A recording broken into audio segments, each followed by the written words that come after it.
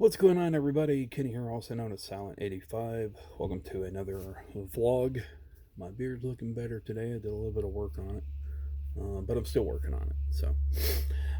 Stuff's going to be like this for a while, video format wise, until I can get set up in a proper studio again. Well, studio, I'm just a guy that does this at home. I like to share my thoughts with random people on the internet, like yourselves, with the community. Maybe it'll help somebody, maybe it won't. It's just my input as one man, which is how I identify. But it's funny. In past vlogs, I've talked about religion. I've talked about all kinds of stuff, but I've never really concentrated on science. Interesting, or no, fascinating. There's a lot of inside jokes between me and my group off and on, mostly me and Lady Psylocke. There was an old Brainiac intro, or well, not old, but there's a Brainiac intro in Injustice 2 where he, at the very last part, says fascinating. It's really creepy, but anyway, it's a bit of an inside joke.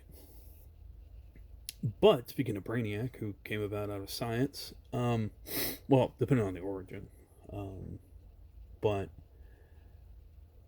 science is a very big deal. Science, unlike religion or faith, is the evidence of things that can be proved. That is a process of trial and error, essentially. There are facts and practices that can back up the evidence of science. It's things you can do in real life, things we can prove. But in a lot of ways, science is still in its fledgling stage, because I'm of the mind that science, we're constantly, I'm not of mind of this. This is fact. We're constantly improving on science. We're constantly proving things that is as of yet unknown. For example, decades, centuries ago, we thought that the Earth was the center of the universe. But science comes along and proves that. Men across generations worked on it. We now know there's a solar system. We now know there's a galaxy. We now know there's universes. We know there's other stars, planets like Earth, and people back, our ancestors probably could never have dreamed about that. They looked at the stars and they saw just these things, and a lot of them believed they were something of a religious capacity, spiritual even. And it's funny. I obviously usually assess spirituality to energy of the universe. And in my way of thinking, that kind of mix and mashes with a bit of a spiritual and scientific mind, because it's been proven that there is energies in the universe that coalesce with each other, work with each other to create certain things.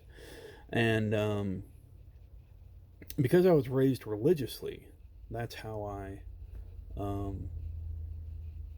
accept the universe as it is, and that's how I'm able to adopt and keep and stay solid on the practice of science, the science that is humanity. It's our tool of exploring and explaining the universe around us, unlike religion, which just takes things on faith and think that it's just made by some powerful force or whatnot. And of course, we've had that through thousands of years.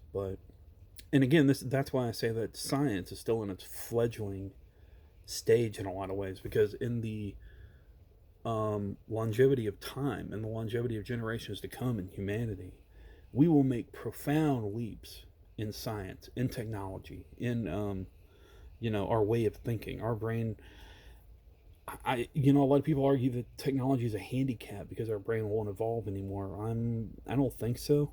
I think actually some of the challenges that a lot of the newer generations are facing, and folks like myself with mental challenges, I don't necessarily refer to them as disability unless they're like further along. And obviously, the disability I count as, again, this is just personally, but the disability I put to the definition of how it affects your everyday life. If you're unable to process or function in society, that's obviously a disability.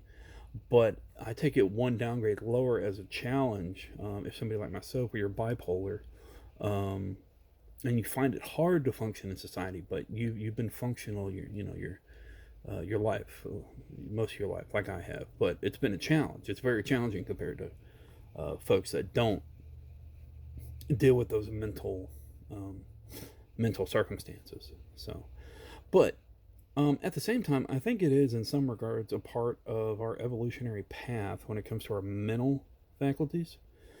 Because ADD, ADHD, obviously over the previous generations, we've been taking in a lot more information that our ancestors didn't. So our brain's trying to cope with that with each new generation that comes along.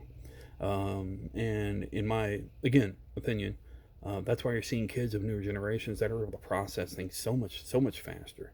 They can understand it so much better than previous generations. Now, with that said, obviously that's older generations can learn, but I think at some point, when you're older, you're for most of us, for most of us, our brain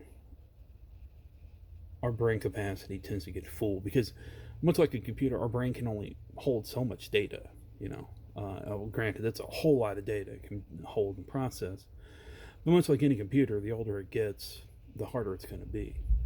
Um, so even computers have a shelf life, unless we start getting into quantum computers at some point that can continually renew its shelf life, which we could reach at some point if we haven't already. Um, and who knows? Maybe human beings will reach that point at some point. But for the time being, we're at where we're at, and science is a light amongst the darkness of the universe that we don't quite understand.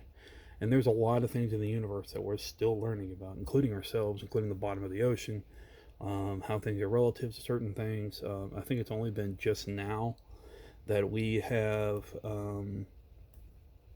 started looking at the what's it called?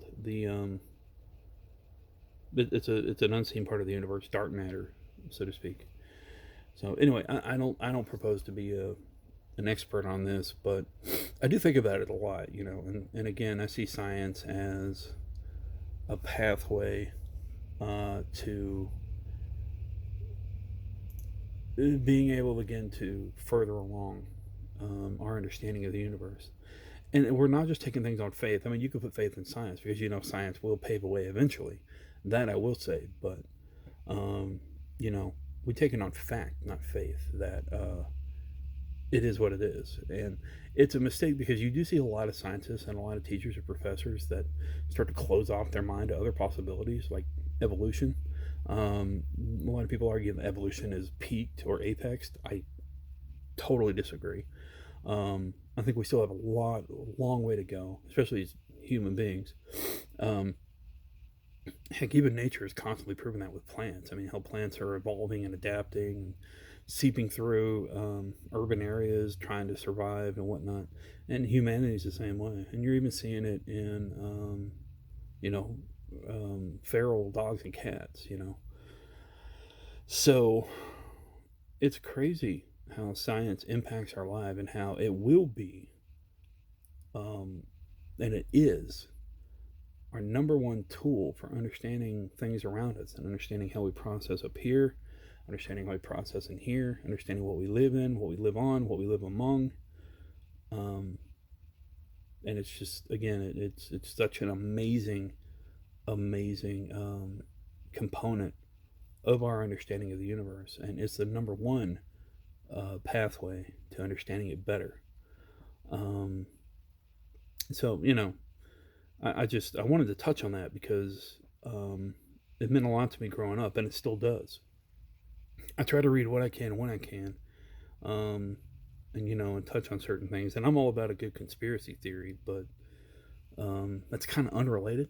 I'm not really sure why I brought that up, but so anyway, there's a lot of stuff going on in our lives, and there always will be. We're going to be constantly learning, and that's the key.